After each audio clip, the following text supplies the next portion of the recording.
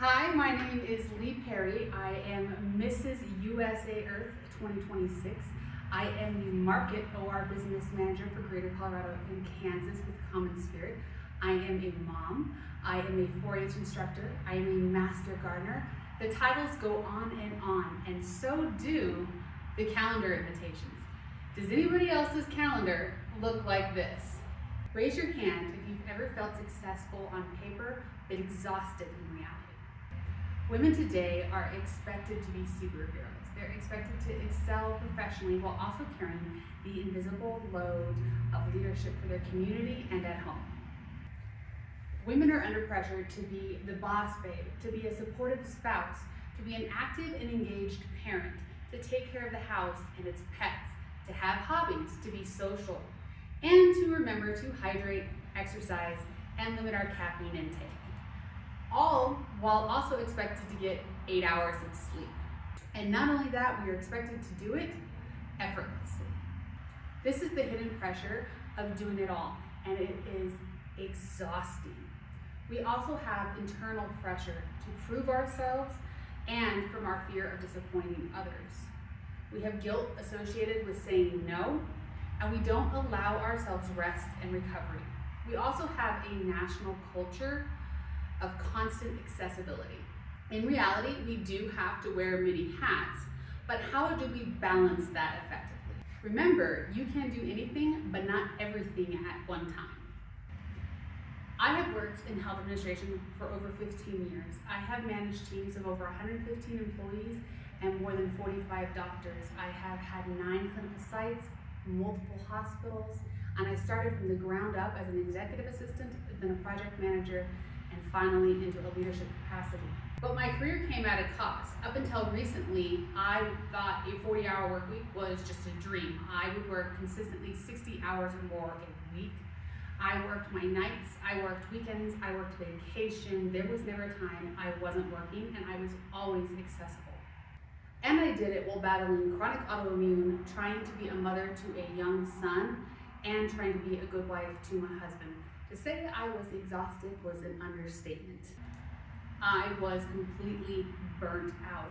It actually got to the point that I would be driving to work and I would pray that another car would hit my car, not enough to kill me or maim me, but just enough that I could go to the hospital just so that I could rest. Needless to say, that's not normal, and that is not how it's supposed to be. But I once heard another leader say something that stuck with me, and to this day, it remains the best piece of advice I have ever gotten. And that is that at the end of life, there are no trophies given out for having worked the most hours, for having sacrificed the most, or skipping the most lunches, or missing the most school plays or graduation. Think about that. There are no trophies. But your kids, your spouse, your friends, they will remember, and they will remember that you didn't show up, that you chose work over them. We were all fed the same line. We were told that if you worked harder, you worked longer, you made the sacrifices, you would be rewarded with the pay raises, the promotions, the advancements in your career. But that's a lie. Think about the successful leaders around you. What habits, what characteristics do they all have in common?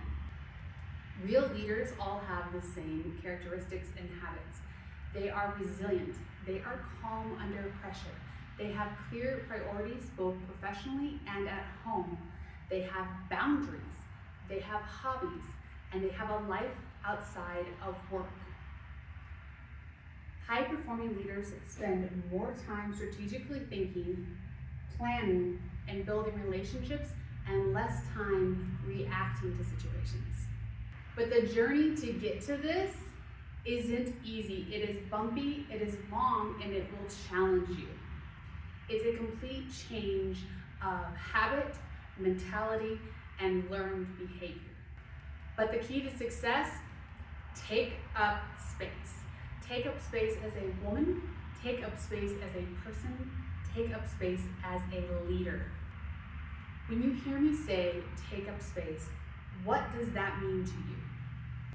Taking up space means asserting your right to be in professional arenas while also setting boundaries so that your personal life and your well-being are protected and non-negotiable. Take up space by owning your stance. When you're sitting in front of a group of people, stand tall, shoulders back, be proud. You have earned the right to be in that room. Reclaim your calendar from the chaos you saw earlier. Make direct, confident statements. Don't say, I think. Speak with intentionality. Stop apologizing. Build a community that supports you and uplifts you. Prioritize your family always. Seek hobbies and things that make you smile and laugh because life is meant to be lived. Practice self-care and know that it is okay to say no. When you respect your time, others will as well. Do not shrink yourself for others. You do not need to earn rest. Take up space by knowing that caring for your mind, body, and soul is important and prioritizing it. Remember presence over perfection. When you're working on a task, focus on that task 100%. When you are at work, focus on the task that is in front of you. Prioritize what matters and stop chasing perfection.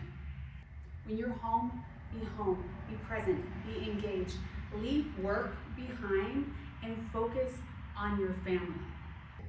When I go home, I make it a point to take 30 minutes to de-escalate. I have a hot cup of tea, or maybe I have a glass of wine, and I take the time to just reset mentally so that I don't bring the stress of the day home with me and pass it to my family. I'm then able to just sit and engage and soak up the time with my family. So, how do you get started on this? Well, one of the easiest tools in your arsenal is to do the 8x3 rule. That's 8 hours of work, 8 hours of sleep, and 8 hours for your hobby, family, and friends. It's not always going to be equal though. It's not always going to be a shut off 40-hour week and then I can go relax. There will be weeks where you may work 60 hours, but then the next week you may have less on your calendar. It is okay to take the time to rest and work less that next week. That is what we mean when we say balance. Where you give one week, you take another. It is the same for your personal life. You can give yourself permission to rest. You must give yourself permission to rest. Instead of asking yourself, how do I do everything? Ask yourself, what do I need to focus on right now? Balance is when your personal life isn't impacting your work, and it's when your work isn't taking away and preventing you from spending the time with your family, friends, hobbies, and what makes life worth living. Work and personal life should support each other, and they should go hand in hand. Your personal life matters. Act like it. Your family matters. Act like it. Take up the space. You matter. Act like it. When evaluating opportunities or tasks, ask yourself, does this align with my values? Does this align with my current priorities?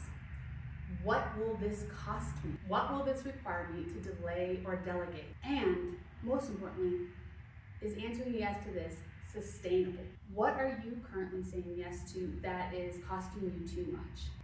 Take a step back and reevaluate your priorities as needed and do it frequently. Learning to balance work and your personal life is always going to be a journey. It's always going to be dynamic. It's always going to be changing.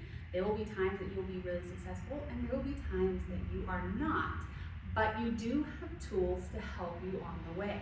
This is a priority matrix and it helps you categorize tasks. It prevents a sense of overwhelm that comes from a chaotic to-do list and breaks it down into objective, high-level work. Do, critical, time-sensitive. This is a crisis or a looming deadline. That is your top priority. Schedule is important, but not urgent. This is your long-term goals or planning. Delegate is important, but not urgent. These would be tasks that don't necessarily require your skill set, but that still need to be done. And finally, eliminate. These are things that you don't need, busy work, or are just taking up your time. Get rid of them. You do not have to do them. Boundaries are a leadership skill. They are not selfish. Boundaries create clarity, and they teach others how to respect your time. And boundaries do not have to be complicated. They can be really simple, but have a huge impact. You have to take up space and have the courage to know when something isn't right for you and to be able to advocate for yourself. Ideas of boundaries are creating designated focus times on your calendar where you're blocking out time for a specific project or task. Emailing response windows back when responding. It could be as simple as, that will take me a week to get on that project, but I will get it to you in a week. Setting expectations around projects and responses, and being able to say, not right now, instead of an immediate yes. Strong leaders create capacity by building up and delegating to the team around them. How do we do that? We build trust with our team. We teach, train, and build up our team, and we delegate appropriately as people gain those skill sets. You have to build a team that you can rely on, and they can rely on each other. Energy is a precious resource. It is why we are all heavily addicted to caffeine. It is what gets us through the day, and it is your most precious resource that you have. As a leader, you may experience emotional fatigue, burnout, meaning exhaustion, but how do you deal with that? Well, you avoid it by setting recovery times, allowing yourself to recover after big projects. You create a morning routine that brings you peace to start your day. I have coffee with my husband every morning at 5:30 for 30 minutes, where it is a peaceful time for us to just connect before the day really gets going. Practice physical movement. No, this doesn't mean you have to go to the gym. I don't like to go to the gym either, but it does mean go play with your kids, roughhouse with your dogs, go for a walk. Set digital boundaries. This can be as simple as putting a do not disturb on your phone after 9 o'clock at night. Or it could be saying, I am not working past 6 o'clock at night unless it is an absolute emergency. Please know that I'm not going to respond to you. And build a support system that will lift you up, that you can ask for help from, and who will know and respect your individual boundaries. And finally, take the time to rest without the guilt, because you deserve rest. The goal is to not become somebody that can carry everything flawlessly. The goal is to become a leader who knows what matters most, who leads with intention and builds a meaningful life that is sustainable, not just impressive. You can lead powerfully without carrying everything personally. When leaders model healthy behaviors and sustainable success, they give others permission to do the same. As a leader, you are influencing the culture of your team. So take up space, set the tone, and reclaim your calendar and time, and teach your team members how to do the same. It's hard to unlearn a behavior, and it's really uncomfortable. And I've struggled with it myself, and it's actually why I am standing in front of you in a crown and sash. I got into pageantry to rebuild my confidence, to learn how to love myself, and to make friends. But pageantry became a lot more than just appearances or being on the stage. It became a very meaningful and impactful journey that changed me at my core and impacted every aspect of my life. But more than anything, pageantry taught me how to take up space. I learned to speak confidently and take up space in rooms that would have previously intimidated me. I learned the power of visibility and presence, and I stopped shrinking myself for others. Instead, I stood taller and prouder than ever before. I learned resilience through criticism and through competition. I also learned how to say no and how to advocate for myself and how to be an advocate for others. Taking up space isn't arrogant, it's ownership. If you leave here with nothing else today, I hope you leave with the courage and determination to take up space one step at a time. I hope you leave with the determination to protect your priorities, to honor your time, and to stop apologizing for being in a room you deserve to be in. The world needs women who live boldly, live intentionally, and inspire others to do the same. Take up your space. Thank you.